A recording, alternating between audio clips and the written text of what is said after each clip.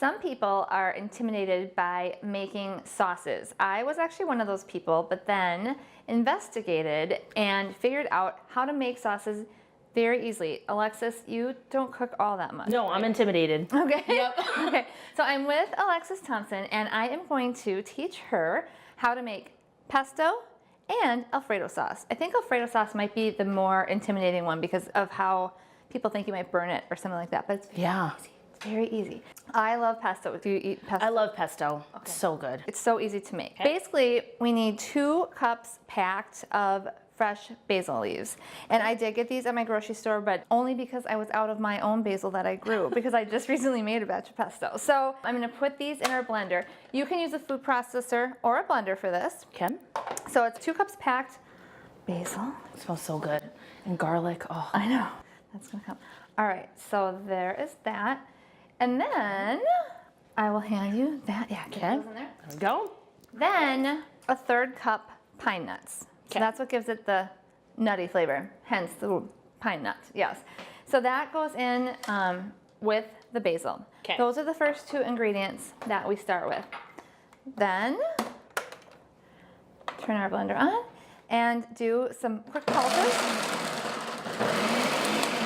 to get that mixed around. So just pulsate it, okay. Pulse to get it to start breaking it down. It's gonna turn into like pasty consistency when we're done, but we're just getting started right now. Then the next thing we need to do is add garlic. And it calls for 3 cloves garlic, but I like garlic. So I have 4 cloves. Okay. So we wanna chop those up a little, and they don't need to be chopped super finely because we're gonna continue using our blender.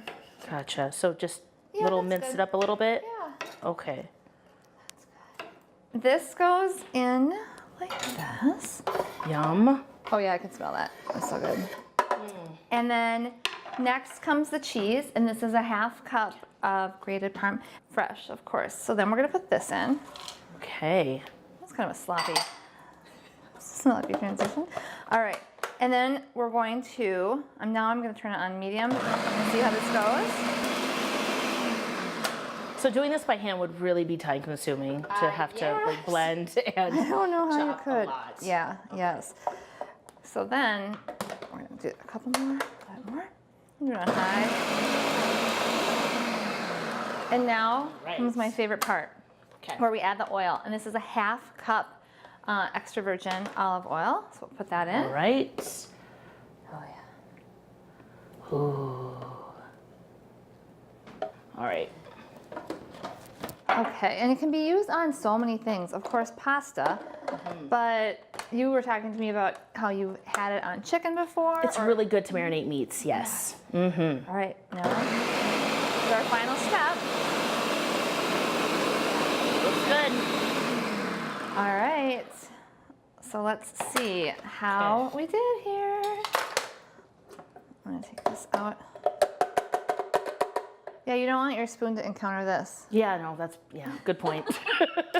All right, so let's take a peek. So you want it pretty thick, yep. Yep, it's pretty, you don't want it runny. I mean, I guess it's personal preference, but I find that this is great because when you're talking about doing marinades, it's just nice to be able to spread it, and then it doesn't waste, because it's not, if you do buy basil, it's a little bit more expensive to buy it fresh like this. So I think using as much as possible. And so this is the consistency you want. So it seems thick, but when you toss this with pasta, especially when you add Alfredo sauce, it's going to spread out. So we're gonna learn how to make Alfredo sauce now. Yum, okay. Alexis, we're moving on to our next sauce, Alfredo sauce. Okay. And it's really simple to make. What we need is a 1/4 cup butter, which I have here, or a stick of butter. Okay. And we're gonna put that in our pan and just start moving it around until the butter is completely melted. This recipe calls for medium heat. Sometimes I like to start a little bit lower just so the last thing I want is browned butter in my Alfredo sauce. Gotcha. So I'm gonna turn it up just a little bit. Okay, our butter is melted. So now this is 1 cup heavy whipping cream. This is a low-cal sauce. Right. Calories don't count. No, when it's this good. So I should be moving, right? Okay. All right. Keep whisking away. All right. And we're gonna bring this to a small simmer. I might turn up the heat just a little bit, and kind of be in this stage for like 5 minutes probably, or until we see it really start to come together. Okay. Then And you have to constantly keep whisking. Yeah, I mean, Okay. you can give it a little break, but you have to watch. I like to watch it. All right, so we've been whisking this for like 5 minutes over the heat, and I bumped it up slightly because I want to get, as I said, like I want to get a little bit of a bubble to it. Okay. And you can see now that the butter has mixed with the cream, where at first they were separated. So Yes. I'm gonna go ahead and add a little bit of garlic, and this is at people's discretion. I like garlic, so we can whisk that in there. Okay.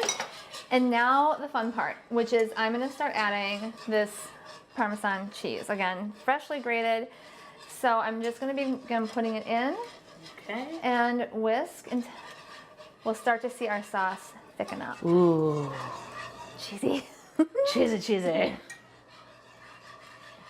And again, this is kind of to taste. 1.5 cups is a general rule. Sometimes I add more because I want it a little bit thicker, or you Okay. could add less if you wanted to as well. So there's that. How is this going to work with the pesto that we made? So what I like to do is use these two sauces together. And when I say that, I don't mix them together. What I'll do is make my pasta dish and stir the Alfredo sauce into the pasta noodles. And then I will put like a dollop of the pesto on top and mix that in as well. So it's a combo, and it tastes really delicious. Oh yeah, it's almost done. All right, it's getting there. Yep, it's thickening up for sure. And then it's best to, a lot of times I'll just make this right before dinner and we can just eat it then right away. But it's really important to get it out of the pan pretty quickly if you're not going to use it right away. And you could certainly then warm it up over low heat later. But obviously stick it in the fridge if it's gonna be a little bit later. But this is the kind of thing that, unless you're cooking for your family, it might be nice if you're serving it to guests to make ahead so you're not tethered to your stove. So. How many servings is this about? You know, this is probably, I would say, you're gonna get 6 to 8 servings onto this, and it doesn't look like much, but it's very, very Yeah, rich. I was gonna say this might be good for me. All right, I think we're good. Let me see it. Let me check it out. Okay. Oh yes, oh, that looks perfect. All right. And we talked about jarred Alfredo sauce. What I love about this sauce is it's a lot thinner than that. Have you ever bought that and then you take it out and it's just like glop, right? Yes. So this was pretty easy. Again, it's a little bit of a commitment to stand next to the stove, but It's not worth hard. it. It's worth it. And then I like to garnish with a little fresh parsley on top. So it makes a beautiful dish. Add chicken, or you can even do it without meat too. So Yum. one trick I want to talk about with the pesto that I had forgotten about. Do you want to reach in my freezer and look for a flat green pack? Maybe. Yes. So How cool. what I love about the pesto we made earlier is probably about 4 servings, because again, a little goes a long way. So I then bag up the rest of my pesto, because you don't eat it like every day. I mean, it's sort of a special treat. yeah. And then flatten it out and put it in my freezer, and it takes up no room at all. And I can pull this out, and within minutes, it's going to be softened up. So Cool. easy breezy. Awesome. Thank you. When I make this at home, it's easier than you think. Yeah, it is. And delicious.